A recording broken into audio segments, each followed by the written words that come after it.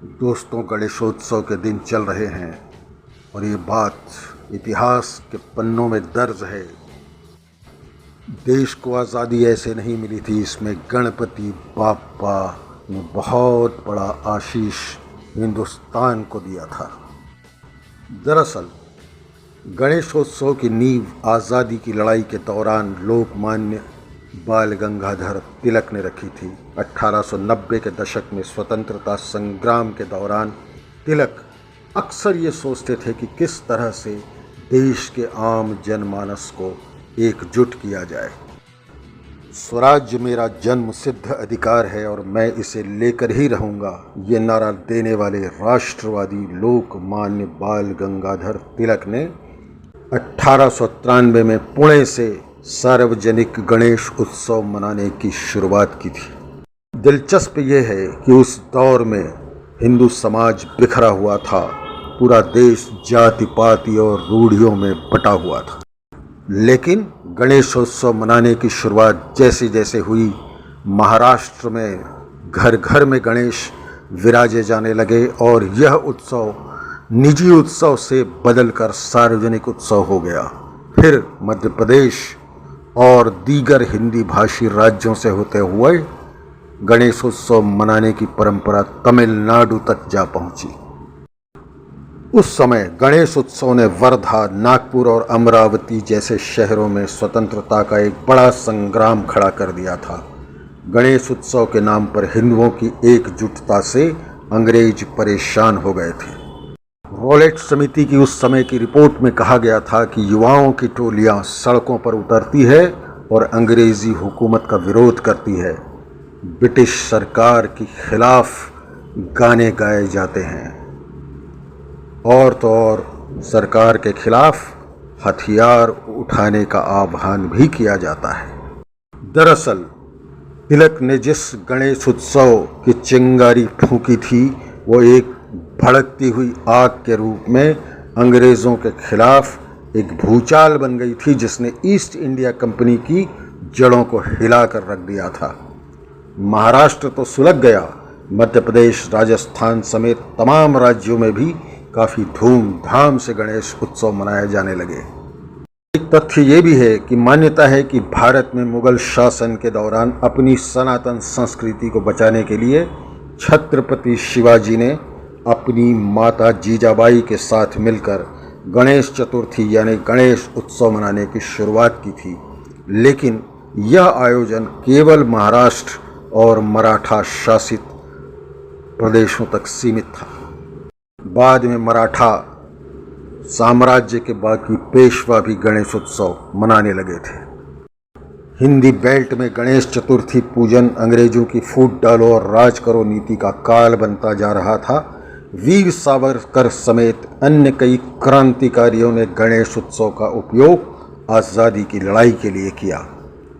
महाराष्ट्र में सार्वजनिक स्थलों पर गणेश स्थापना होने लगी और इसमें वीर सावरकर, लोकमान्य तिलक, नेताजी सुभाष चंद्र बोस, बैरिस्टर जयकर, रैंगलर परांजपे, पंडित मदन मोहन मालवीय, मौलिक चंद्र शर्मा, बैरिस्टर चक्रवर्ती, दादा साहेब खापर्डे और सरोजनी नायक भी आते गणेशोत्सव में और भाषण देते थे। 10 दिन के उत्सव मनाने के पीछे एक सोच ये भी थी कि बप्पा के बहाने लोग लंबे समय तक नियत समय पर एकजुट हों और एकजुटता का यह संदेश आज़ादी के महासंग्राम में बदल जाए।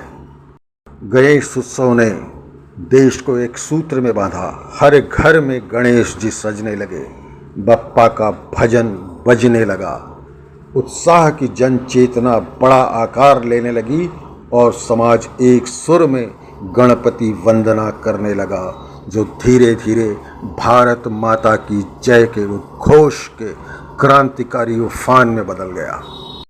जात पात, फूट डालो और राज करो की अंग्रेज़ों की नीति अब उल्टी पड़ने लगी थी। गणपति बाप्पा राष्ट्रीय एकता के प्रतीक बन गए और घर घर में गणेश वंदना ने 1947 के पूर्ण स्वराज का वो पौधा रोप लिया, जो बाद में एक विशाल काय वट वृक्ष बन गया। लोकमान्य तिलक गणेश उत्सव के बहाने समाज को एकजुट करने के लिए इसलिए भी सोचते थे कि उस ज़माने में हैट लगाने और सूट पहनकर बैरिस्टर बनने वालों ने हिंदुओं के त्यौहार मनाने छोड़ दिए थे। उन्होंने क्रिसमस जैसे त्यौहार सेलिब्रेट करना अपनी शान समझा था। अंग्रेजी आचार विचार और अंग्रेजी सामान के प्रति लोगों का मोह बढ़ने लगा, आकर्षण बढ़ने लगा।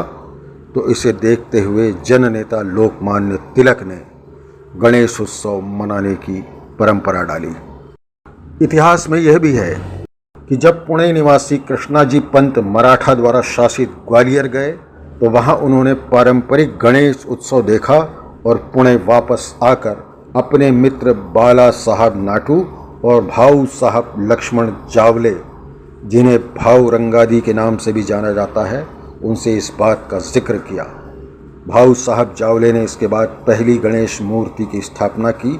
लोकमान्य तिलक ने 1893 में अपने अखबार केसरी में जावले के इस प्रयास की प्रशंसा की और अपने कार्यालय में गणेश जी की बड़ी मूर्ति स्थापित की। यहीं से लोकमान्य तिलक को विचार कौंधा कि गणेश जी के बहाने पूरे देश को एक सूत्र में पिरोया जा सकता है। मराठा राजा शिवाजी और पेशवा लोग अपने कुल देवता गणपति की पूजा घर में ही करते थे। यह परंपरा चालुक्य और राष्ट्रकूट शासकों के समय से चली आ रही थी। तिलक ने इस घरेलू त्योहार को राष्ट्रीय उत्सव में बदल दिया। दरअसल एक और किस्सा हुआ था कि 1857 क्रांति के विफल हो जाने से परेशान तिलक को सन 1892 में बॉम्बे से पूना लौटते समय ट्रेन में एक सन्यासी ने कहा था, हमारे राष्ट्र की रीढ़ धर्म है। तब से तिलक ने यह ठान लिया कि गणेश वंदना को वे राष्ट्रीय एकता जन जागरण का माध्यम बनाएंगे। दोस्तों, गणेश उत्सव मनाने की परंपरा के बहाल होने के रास्ते में भी कई अवरोध थे। तिलक चाहते थे कि यह उत्सव राष्ट्रीय उत्सव में बदले, लेकिन कांग्रेस नेतृत्व उस जमाने में इसके लिए राजी नहीं हुआ। लाला लाजपत राय, बिपिन चंद्र पाल जैसे कुछ नेताओं का समर्थन जरूर मिला, जो गरम दल के नेता माने जाते थे, लेकिन नरम दल में माने जाने वाले सुरेंद्र नाथ बैनर्जी, दादा भाई नौरोजी, गोपाल कृष्ण गोखले से लेकर मदन मोहन मालवीय और मोतीलाल नेहरू जैसे ज़्यादातर बड़े नेता कांग्रेस के तिलक के इस प्रस्ताव के खिलाफ थे।